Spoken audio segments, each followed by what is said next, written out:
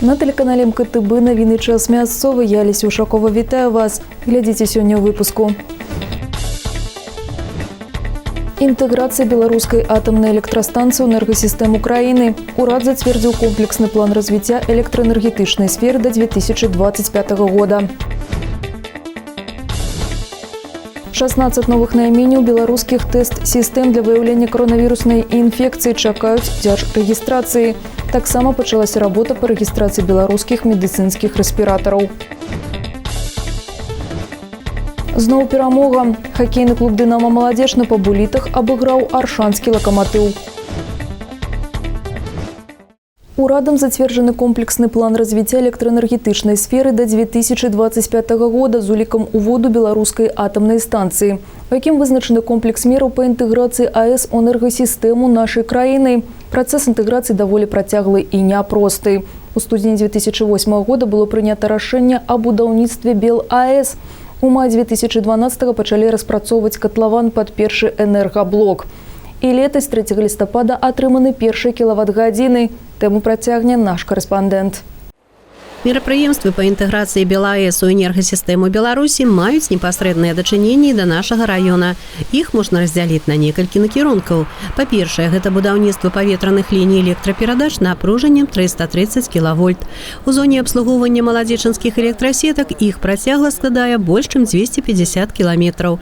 Новыя лініі звязваюць паміж сабой усе вузлавыя падстанцыі ў Беларусі, кіруюцца з рэспубліканскага цэнтра, а абслугоўваюцца тымі структурамі Белэнерга, на чыёй территории находится. Чем примечателен именно этот участок, это то, что он проходит над лесом. Высота опор более 60 метров. Вес каждой опоры варьируется в зависимости от того, какая это опора, от 20 до 60 тонн. Чем еще примечательна линия, которая идет над лесом, это то, что она построена в перспективе роста деревьев до 50 лет. Расстояние от провода земли обеспечит перспективный рост деревьев на период до 50 лет. Также на такой высоте не гнездятся аисты. Линия имеет световое ограждение. Ночью установлены по 4 светодиодных фонаря на каждой опоре. Они заряжаются, аккумулятор заряжается от солнечной батареи, и ночью происходит уже работа этих фонарей. У снежні мінулага года ўведзена ў эксплуатацыю падстанцыя напружаннем 110 кВт кацельная. Ад яе сілкуецца ўся электрычная нагрузка, міні-тэц і электракацёл. Усе вытворчыя працэсы кіруюцца на адлегласці з рабочага месца дыспетчара. Між іншым, да станцыі накіруюцца і ўсе 60 падстанцый, якія знаходзяцца ў зоне абслугоўвання маладзечанскіх электрасетак. На новай падстанцыі установлены трансфарматары з Украіны і России. Для того, чтобы подключить электрический котел к внешней сети, был реализован второй пусковой комплекс. Это строительство данной подстанции 110 кВт, современная подстанция с двумя трансформаторами. Один из них рассчитан на работу котла в том числе, его мощность 50 тысяч киловатт. Значит, было построены участки линий 110 кВт для подключения этой подстанции, 6 километров кабельных линий, распределительный пункт 10 на 6 кВт, ну и сам электрокотел это уже был в первом пусковом комплексе. У любы момант часу павінен выконвацца баланс выпрацоўкі спажывання электраэнергіі. Таму пры ўключэнні вялікага энергаблока павінны разгружацца другія станцыі. Для кампенсацыі выпрацоўкі цеплавой энергіі і адначасова павышэння энергаспажывання на ТЭЦ устанаўліваюцца электракатлы. На міні-тэц «Маладзечна» установлены шведскі электродны электракацёл з дапаможным абсталяваннем. Магутнасць электракатла дастатковая для таго, каб забяспечыць гарачай вадой увесь горад у міжацепляльны сезон. На будаўніцтва аб'екта затрачана крыху больш, чым год. Мощности электродного водогрейного котла хватает для того, чтобы при температуре наружного воздуха минус 5 градусов покрыть 100% зоны мини-ТЭЦ, что составляет 40% всей тепловой нагрузки всего города Молодечный.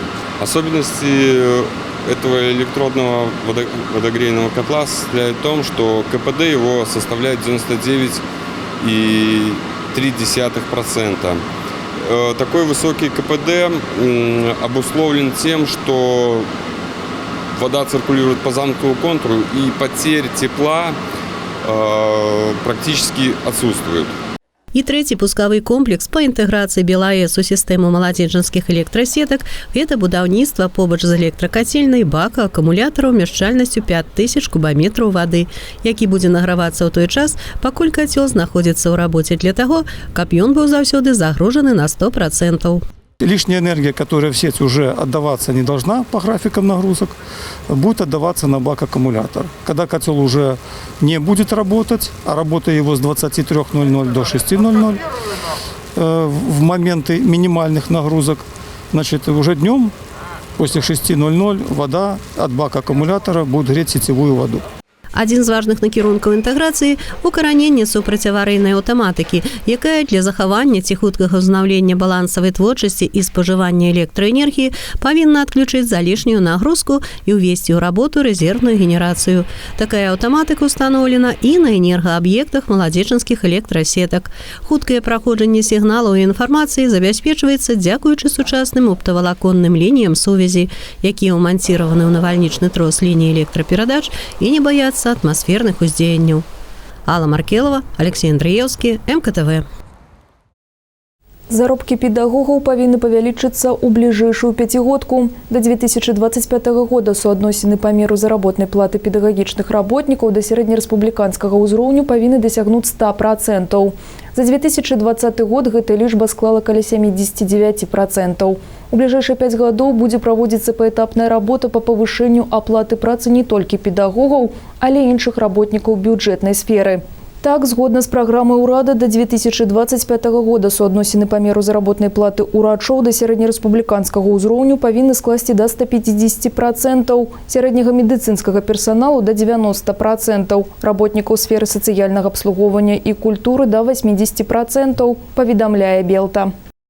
Чакаецца дзяржрэгістрацыя 16 найменняў беларускіх тэст-сістэм для выяўлення каранавіруснай інфекцыі. На дадзены момант зарэгістраваны 3 айчынныя тэст-сістэмы. Таксама ў дзяржаўным рэестры медыцынскай тэхнікі і вырабаў медыцынскага прызначэння зарэгістраваны 22 віды медыцынскіх масак, 50% з якіх айчыннай вытворчасці. Яшчэ 10 найменняў гэтай прадукцыі праходзіць неабходнае лабараторнае і клінічнае выпрабаванне для наступнай дзяржрэгістрацыі. Акрамя гэтага распрацаваны неабходныя дакументы і пачалася работа па рэгістрацыі беларускіх медыцынскіх рэспіратараў з рознымі класамі абароны. Скрынінг, распрацоўка новых лячэбна-дыягнастычных тэхналогій і стварэнне штучных органаў стануць ключавымі напрамкамі ў галіне анкалогіі ў бліжэйшыя 5 гадоў. Гэта вызначана дзяржаўнай праграмай здароўя народа і дэмаграфічная бяспека. Прадугледжана ўдасканаленне праграм скрынінга пухлін для выяўлення рака на ранніх стадыях. Таксама плануецца стварэнне штучных органаў на аснове клеткавых тэхналогій для замяшчэння выдаленых пры хірургічным лячэнні. Урачоў усіх спецыяльнасцяў будуць рыхтаваць па пытаннях ранняй дыягностыкі і скрынінга, паведамляе Белта. У Беларусі штогод рэгіструюцца больш за 50 000 новых выпадкаў анкалагічных захворванняў.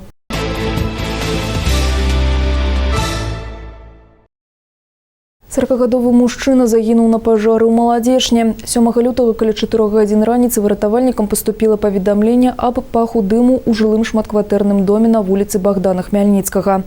Па пажарнай лесвіцы выратавальнікі падняліся на балкон другога паверха ў кватэру, дзе, як меркавалася, і адбылося ўзгаранне. У адным з пакояў знайшлі цела мужчыны. Загінулы аказаўся сынам гаспадыні кватэры. Прычына гібелі высвятляецца.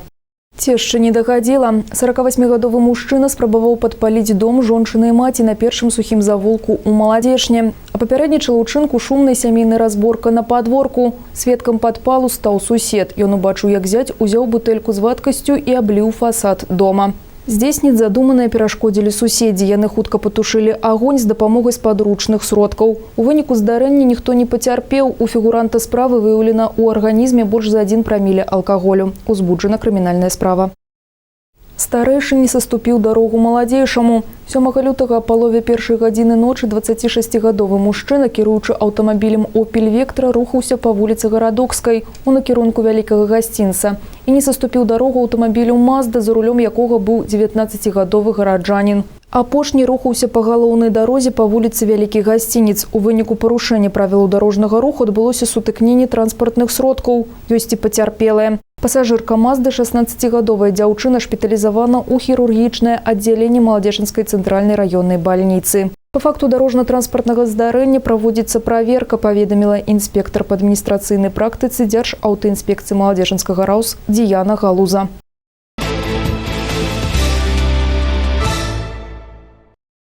Прытулак знайшлі на радзіме. Пацяпленне клімату змяніла паводзіны птушак. Не ўсе пералётныя асобіны паляцелі зімаваць на апоўдзень. Спецыялісты інспекцыі прыродных рэсурсаў і аховы навакольнага асяроддзя адзначаюць, што ў апошнія гады выпадкі, калі пералётныя птушкі застаюцца ў Беларусі, сустракаюцца даволі часта. Справа ў тым, што зіма ўжо не славіцца лютымі маразамі. Гэты сезон пакуль выключэнне, за акном трымаецца стабільны мінус. Але нават у такіх умовах вадаплаваючыя птушкі, напрыклад, качкі, нядрэнна сябе адчуваюць і ў холодную пару года на вызначаных месцах. Напрыклад, на вадаёмах гарадскіх ачышчальных збудаванняў. Тут вода ніколі не замерзае. Когда нам поступают сообщения о терпящих бедственное положение водоплавающих, мы в основном отвозим их сюда. Здесь они неплохо себя чувствуют, питания тут им достаточно, поскольку они питаются планктоном. Кормить изначально птиц нельзя.